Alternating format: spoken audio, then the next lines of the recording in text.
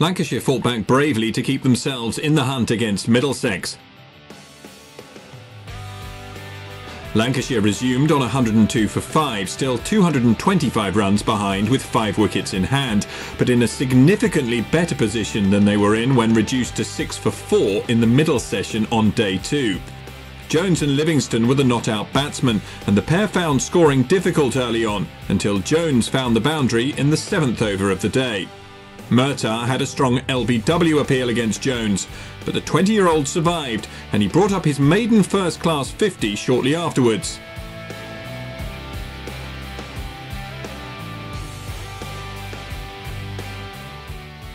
Livingston and Jones continued to build their partnership as batting conditions improved at a sunny Old Trafford.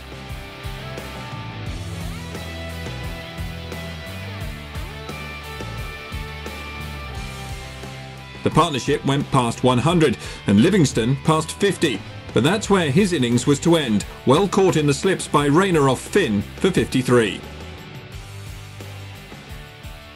Jones, though, continued to apply the pressure, displaying excellent footwork to loft Rayner for a pair of boundaries shortly before the lunch break. Bailey was Jones's new partner, and together they ensured that Lancashire would avoid the follow-on.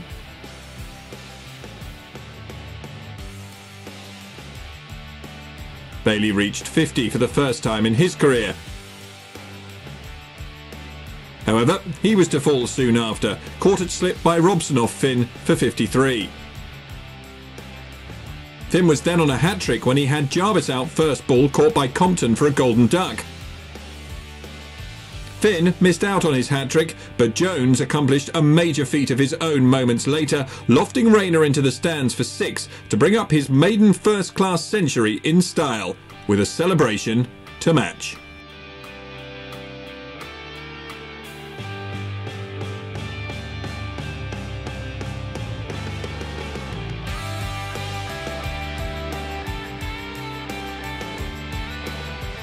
Finn destroyed Kerrigan's off stump, but was called for a front foot no ball, the ricochet off the stumps to the boundary, only adding insult to injury. Finn got his man in his next over though, Kerrigan out LBW for 10, and Lancashire's innings was over 6 balls later, Lester the last man out, bowled Rayner for 1. 259 then for Lancashire in their first innings, a wonderful effort after being 6 for 4 early on. The hosts largely had opener Jones to thank for their resurrection, the 20-year-old carrying his bat to dig his side out of trouble. In what was just his 3rd first-class match, the Lancashire youngster showed maturity beyond his years to remain not out on 106 of 290 balls made over almost 7 hours at the crease. Livingston and Bailey were the other main contributors with 53 apiece, whilst Finn and Roland Jones took 4 wickets each for the visitors.